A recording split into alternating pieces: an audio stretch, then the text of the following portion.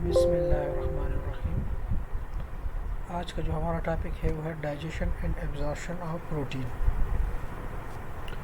Protein किस तरह हमारे बदन में डाइजेस्ट होते हैं और किस तरह एब्जॉर्ब होते हैं।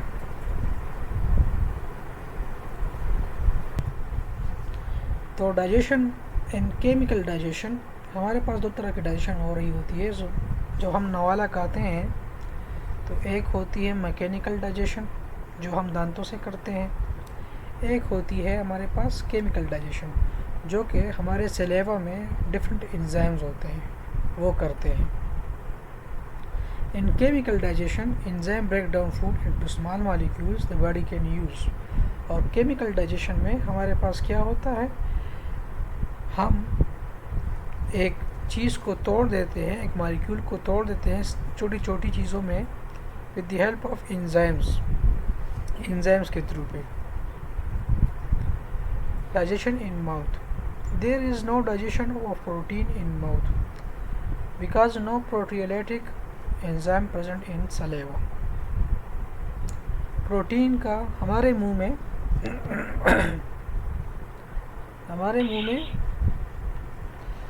कोई एंजाइम नहीं होता। किस चीज़ के लिए? प्रोटीन की डाइजेशन के लिए। इसलिए हमारे मुंह में प्रोटीन की कोई डाइजेशन नहीं होती। तो हमारे मुंह में कोई एंजाइम नहीं होता प्रोटीन के डाइजेशन के लिए, तो इसलिए जो डाइजेशन होती है प्रोटीन की वो माउथ में नहीं होती, वो ज़्यादातर स्टमक में होती है।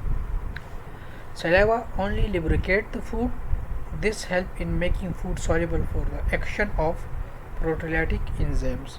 सलाइवा क्या करता है आपके पास, वो आपके जो फूड होता है उसको लुब्रिकेट कर रहा होता है, उसको नम कर रहा होता है, वेट कर रहा होता है, गीला कर रहा होता है। और फिर क्या करते हैं, उसको आसानी देता है कि फूड सॉल्युबल हो जाए। किस चीज़ के लिए? प्रोटीओलाइटिक एंजाइम के लिए, कि प्रोटीओलाइटिक एंजाइम के लिए आसानी हो जाए कि वो फूड के ऊपर हमला करें और उसे तोड़ दें छोटे छोटे पीसीज में। Digestion in stomach. Digestion of protein start in stomach. Digestion होती है हमारे पास, वो हमारे पास स्टोमक में शुरू होती है। किस चीज़ की? प्रोटीन की डाइजेशन। याद रखिए, when protein enter the stomach it stimulate the secretion of gastrin hormone. जब आपके पास प्रोटीन एंटर होते हैं in the form of food, कहाँ पर? स्टोमक के अंदर। It stimulate the secretion of gastrin hormone. तो एक ख़ास किस्म का हार्मोन है जिसको कहते हैं गैस्ट्रीन हार्मोन, वो सिक्रीट हो जाता है। This gastrin enter stimulate the release of gastric juice. और यही गैस्ट्रीन हार्मोन जो आपके पास है, ये गैस्ट्रिक जूस को क्या कर लेता है? स्टिमुलेट कर देता है। स्टिमुलेट से मतलब ये है कि ये उसको एक्टिवेट करता है, उसकी रिलीज़ को एक्टिवेट कर लेता है। इसी हार्मोन की वजह से, गैस्ट्रीन हार्मोन की वजह से आपके पास गैस्ट्रिक जूस क्या हो जाते हैं? रिलीज़ हो जाते हैं स्टमक में। गैस्ट्रिक जूस में आपके पास क्या क्या होता है? उसमें आपके पास हाइड्रोक्लोरिक एसिड होता है, HCl जिसे कहते हैं। पेप्सिनोजिन होता है, एक ख़ास किस्म का एंजाइम है, लेकिन ये इनएक्टिव एंजाइम है। याद रखिए, जहाँ भी आपके पास जिन लग जाए लास्ट में, पेप्सिनोजिन आपके पास यहाँ नाम से ज़ाहिर है। वैसे एंजाइम का जो नाम है वो है पेप्सिन। जो ओजिन लगा हुआ है इसका मतलब है कि ये इनएक्टिव है, इसको पहले एक्टिव करना होगा। ये बाद में आएंगे, इसको हम डिस्कस करेंगे। रेनिन इन इन्फेंट्स, ये भी आपके पास होता है। पीएच जो होता है गैस्ट्रिक जूस का वो 1.5 से लेकर 2.5 तक होता है, जो कि एसिडिक है आपके पास। रोल ऑफ गैस्ट्रिक HCl का क्या? गैस्ट्रिक में जो आपके पास HCl है, इनका क्या रोल है? It cause denaturation of protein. ये क्या करते हैं? डीनेचुरेशन करते हैं। किस चीज़ की? प्रोटीन की। अच्छा, तो ये डीनेचुरेशन करते हैं किस चीज़ की? प्रोटीन की। हमारे पास डीनेचुरेशन से मतलब ये है कि उसके स्ट्रक्चर को ख़राब कर देते हैं प्रोटीन के, चाहे वो टर्शियरी प्रोटीन हो, चाहे वो आपके पास क्वाटरनरी हो, चाहे वो सेकेंडरी हो, प्राइमरी हो, उनके जो स्ट्रक्चर होता है उनमें बिगाड़ पैदा कर देता है। It convert pepsinogen to pepsin, और ये कन्वर्ट करता है पेप्सिनोजेन को पेप्सिन में, जो इनएक्टिव फॉर्म है एंजाइम का उसको एक्टिव फॉर्म में कन्वर्ट कर देता है। HCl का ये भी काम है। It make pH in the stomach suitable for the action of pepsin, और ये क्या करता है, जो pH होता है स्टमक पे, क्योंकि HCl क्या कर देते हैं, ये एसिडिक होते हैं, तो ये pH क्या कर देते हैं, एसिडिक कर देते हैं, और जिसकी वजह से क्या होता है आपके पास पेप्सिन के लिए काम करना आसान हो जाता है, क्योंकि पेप्सिन को भी एसिडिक इन्वायरमेंट चाहिए होता है। पेप्सिन अल्कलाइन कंडीशन में कभी भी काम नहीं कर सकेगा। पेप्सिन के लिए आपके पास एसिडिक कंडीशन चाहिए होती है, और ये एसिडिक कंडीशन कौन फराहम करता है, ये HCl फराहम करता है आपके पास। अब पेप्सिन का क्या रोल है, जिस तरह हम पीछे पढ़ चुके हैं कि HCl आपके पास पेप्सिनोजेन को पेप्सिन में कन्वर्ट करता है, तो यहाँ लिखा हुआ है it is activated by HCl by auto activation, और यहाँ पर आपके पास जो पेप्सिन है वो उसको कौन एक्टिवेट करता है, HCl एक्टिवेट करता है।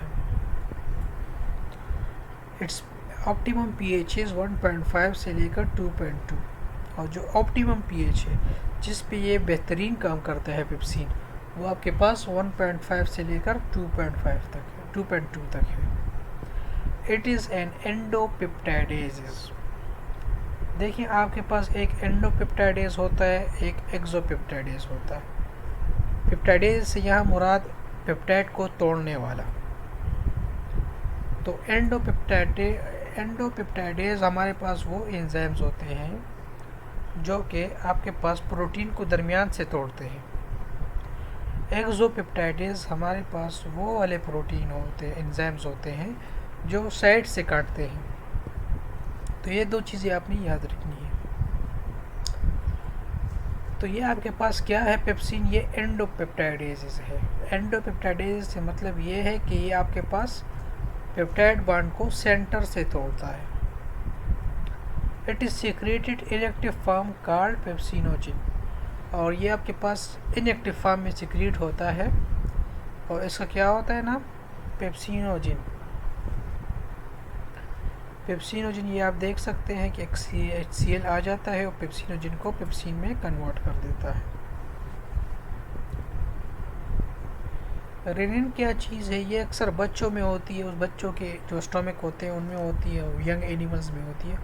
ये मिल्क क्लॉटिंग एंजाइम है। जब बच्चे दूध पीते हैं तो ये एंजाइम होता है बच्चों के अंदर, और ये आपके पास इस मिल्क को जो माँ की तरफ से आ रहा होता है उसको क्लॉट कर देते हैं, फिर उसके बाद उसकी डाइजेशन करते हैं, एब्जॉर्प्शन भी होती है उसके दौरान। डाइजेशन इन पेंक्रियाज।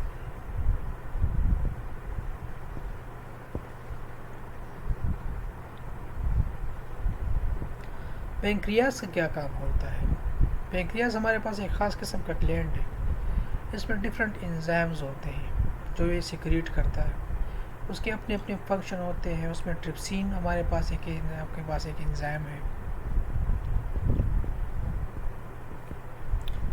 ट्रिप्सिन क्या है, ये एक एंडोपेप्टाइडेज है।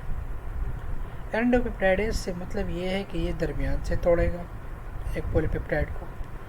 Secreted in inactive form called trypsinogen, और ये किस फॉर्म में सिक्रेट होता है, ट्रिप्सिनोजेन फॉर्म में सिक्रेट होता है, जो कि इनएक्टिव फॉर्म है क्योंकि इसके आखिर में जिन लगा हुआ है, नोजिन, ट्रिप्सिनोजिन। तो जहाँ पर भी आपके पास आखिर में जिन लगा होगा तो आप समझ लें कि ये इनएक्टिव फॉर्म है, इसको एक्टिवेट करना होगा। Optimum pH is 8। इसका जो ऑप्टिमम pH है वो क्या है, वो 8 है, जो कि अल्कलाइन कंडीशन है। आपने देखा होगा कि पेप्सिन क्या था, एसिडिक कंडीशन में था, वो स्टोमक में काम कर रहा था, और ये देखिए ट्रिप्सिन ये आपके पास अल्कलाइन कंडीशन में है। ठीक है, तो एंजाइम डिफ़र करते हैं उनकी एक्टिविटी के लिहाज से। बाज़ एंजाइम न्यूट्रल पे काम करते हैं, बाज़ एसिडिक में काम करते हैं, बाज़ अल्कलाइन में काम करते हैं।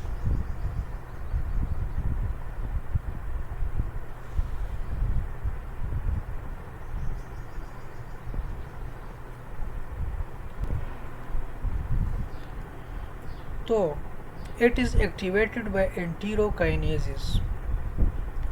एंटीरोकाइनेज भी हमारे पास एक क्या है, एंजाइम है। तो ट्रिप्सिनोजिन को ट्रिप्सिन में जो कन्वर्ट करेगा वो कौन सा एंजाइम होगा, एंटीरोकाइनेजेस। It hydrolyzes central peptide bond in which the carboxylic group belong to basic amino acid। तो ये क्या करेगा, ट्रिप्सिन आपके पास ये उन पेप्टाइड बॉन्ड्स को हाइड्रोलाइज करता है जिनमें carboxylic group basic amino acid के साथ बिलोंग करता हो। बेसिक अमीनो एसिड से क्या मुराद है यहाँ पर, जिस तरह हमने पढ़ा है कि अमीनो एसिड में आपके पास कार्बोक्सिलिक ग्रुप होता है, अमाइन ग्रुप होता है, एक हाइड्रोजन होता है और एक अल्काइल ग्रुप होता है। अब वही अल्काइल ग्रुप अगर वो पॉजिटिव हो, बेसिक हो, ठीक है, किसी अमीनो एसिड का, तो एट न्यूट्रल पीएच, याद रखें न्यूट्रल पीएच पे अगर आपके पास एक अमीनो एसिड का अल्काइल ग्रुप क्या हो, बेसिक हो, तो उस अमीनो एसिड को हम क्या कहते हैं, बेसिक अमीनो एसिड। तो आपके पास जो ट्रिप्सिन होता है वो क्या काम कर रहा होता है, वो हाइड्रोलाइज कर रहा होता है किस चीज़ को, पेप्टाइड बॉन्ड को जिसका कार्बोक्सिल ग्रुप बिलोंग करता है अमीनो एसिड की, basic amino acid. Chymotrypsin, it is an endopeptidase and secreted in inactive form। अब ये भी आपके पास क्या है, एंडोपेप्टाइडेज है, दरमियान से काटेगा और सिक्रेटेड इन इनएक्टिव फॉर्म, और इनएक्टिव फॉर्म में सिक्रीट होता है। इसका जो ऑप्टिमम पीएच है वो क्या है हमारे पास, वो हमारे पास 8 है। It is activated bye trypsin. अब याद रखिए यहाँ पर कि ये हमारे पास किस से एक्टिवेट होता है, ये जो ट्रिप्सिन एंजाइम है जो हम पीछे पढ़ चुके हैं, तो वो क्या करेगा आपके पास, इसको एक्टिव फॉर्म में लेकर आएगा इनएक्टिव फॉर्म से। और ये भी आपके पास क्या करते हैं, हाइड्रोलाइज करते हैं कौन से बॉन्ड, सेंट्रल पेप्टाइड बॉन्ड, क्योंकि एंडोपेप्टाइडेज है। तो कीमोट्रिप्सिन को कौन एक्टिवेट करता है, ये हमारे पास एक ख़ास किस्म का एंजाइम है जिसका नाम है ट्रिप्सिन। वो क्या करता है, इसको एक्टिवेट करता है। और ये सेंट्रल पेप्टाइड बॉन्ड जो होता है इसको क्या कर रहा होता है, सेंट्रल पेप्टाइड बॉन्ड को हाइड्रोलाइज करता है किस चीज़ में, पॉलीपेप्टाइड में, जिसका कार्बोक्सिलिक ग्रुप बिलोंग करता है एरोमेटिक अमीनो एसिड की तरफ। अच्छा, एरोमेटिक अमीनो एसिड वो वाले अमीनो एसिड होते हैं जिसमें 6 कार्बन रिंग होता है,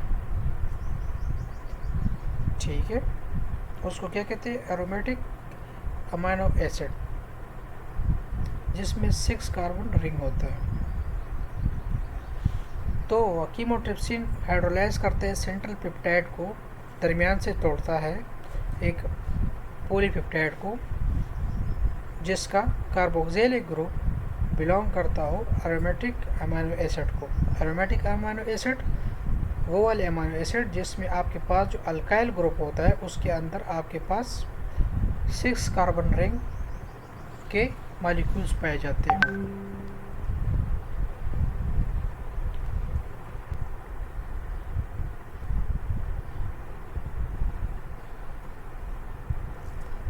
सबसे पहले आपने आना है यूपी एलएमएस की तरफ।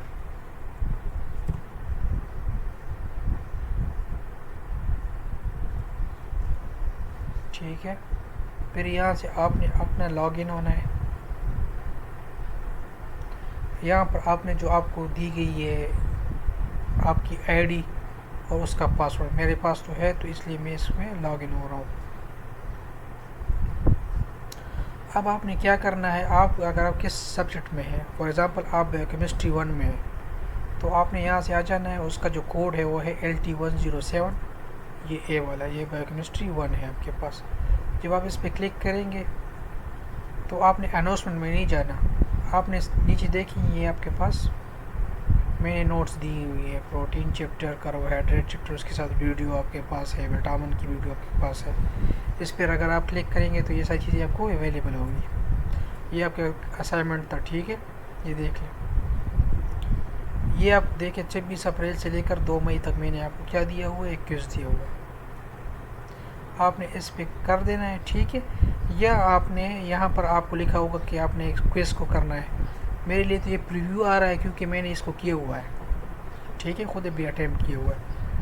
तो आपने यहाँ पर एक जो भी आपके पास बटन होगा, आपने उसको क्या करना होगा, क्लिक करना होगा। आप इस क्विज़ के अंदर चले जाएंगे, फिर आपने वहाँ से क्या करना होगा, इस तरह के आपको क्विज़ नज़र आएंगे सारे, ठीक है।